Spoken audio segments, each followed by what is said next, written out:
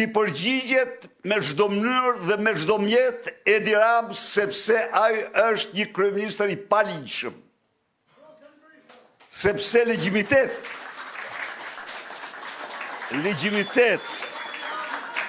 nuk ka. Legjitimitet nuk ka ndonjëherë kur po s'doli nga zgjedhjet e lira. Nuk ka legjitimitet. Ne jemi demokrat. Edhe sikur 20 vjet të rrim në opozit, por zgjedhjet të jenë të lira, ne respektojmë vullnetin e qytetarëve. Por ne s'duhet ta respektojmë asnjë ditë farsën elektorale. Ne duhet të nxjerrim gjoksin ton, guximin ton, vendosmërinë ton për të përballë çdo ditë me ata që shtruan zgjedhjet në farsë.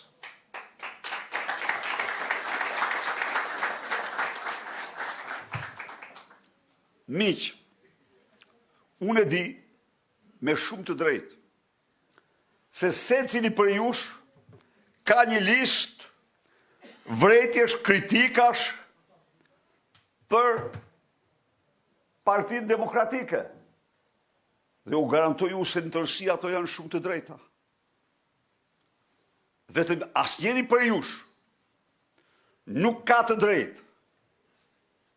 Nuk ka të drejtë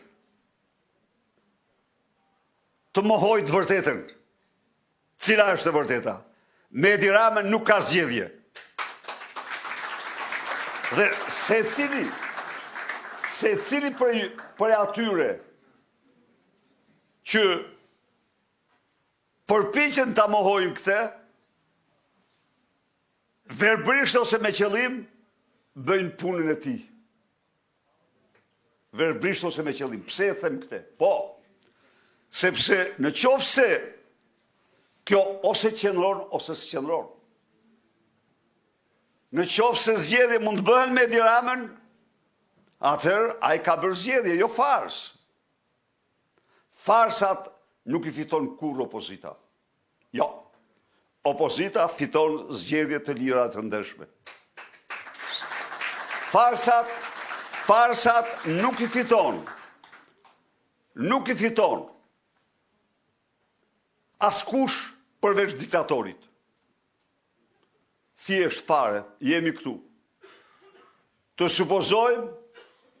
supozojmë bashk se në zgjedhjet e 11 majit, ai nuk arrestoi në vitin elektoral lider të opozitës, si kur ndonjëherë. Të damkosur në të 4 anë për te. Të supozojmë se ai nuk shndroi shërbëtor tanë, punojësit e administratë janë me definicion shërbëtor të qytetarëve, nuk i shndroi në policë elektoral. Të supozojmë për një moment se ai nuk dha në mes të fushatës 100 euro për çdo pensionist. Të supozojmë për një moment se ai nuk aktivizoi hanxharët e krimit në Durrës, në Elbasan, në Korçë, në Vlorë dhe në gjitha qarqet e vendit për të marrë votat. Të supozojmë se asnjë nga këto. Të supozojmë se nuk dha licencën për 28.000 hektar kanabis. Në një kohë kur ligji thot 200 hektar. Për një moment themi se s'ka ndodhur asnjëra prej tyre. Por miq, 2 miliardë euro. 2 ditë para zgjedhjeve, gjoba dhe kamata.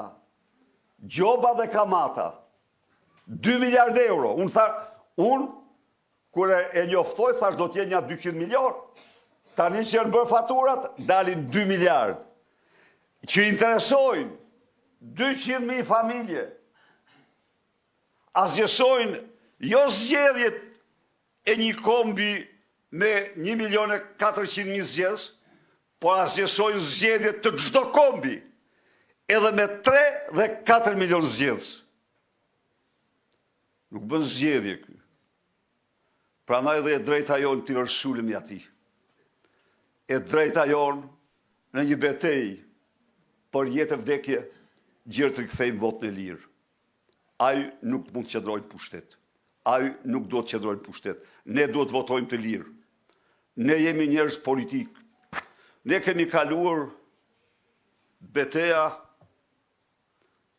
nofta si asnjë forcë tjetër politike në Europë.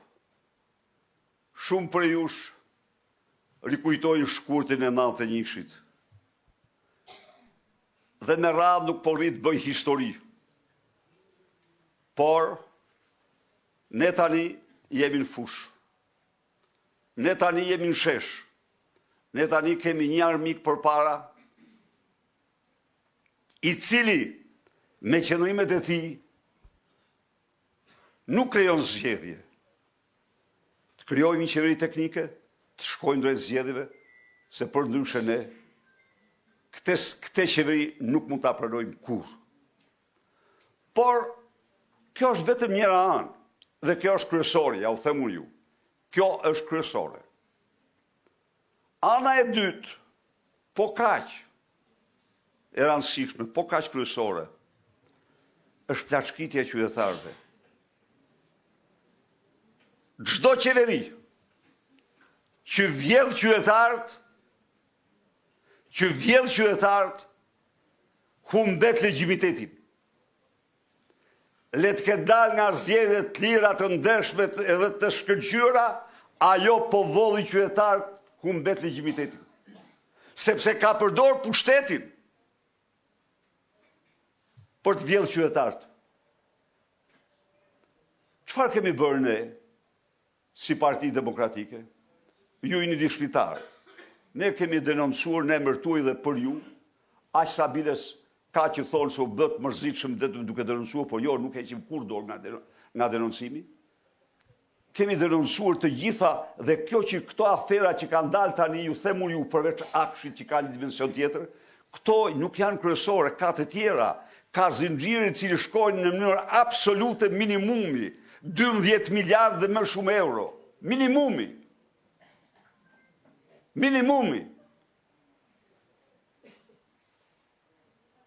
Dhe ku jemi? Tani ato mandatet e krimit, ato mandatet e marra me Elvis Doçin, me Suelçelen, me Troplint, ato mandatet e marra duke falur 2 miliardë gjoba, tani kthehen në mburoj për krimin, në parzmore. Dhe mbrojnë Lubi Ballukun, faktikisht Edi Ramën. Dhe thot, për herë të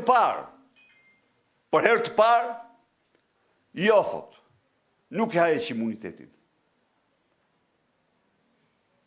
E thash dhe mram, edhe them dhe këtu.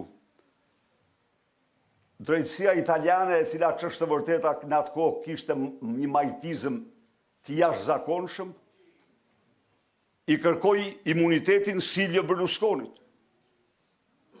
Kolos. Një kryeministër si ai s'kishte parë Italia. Pa as që vurin diskutim.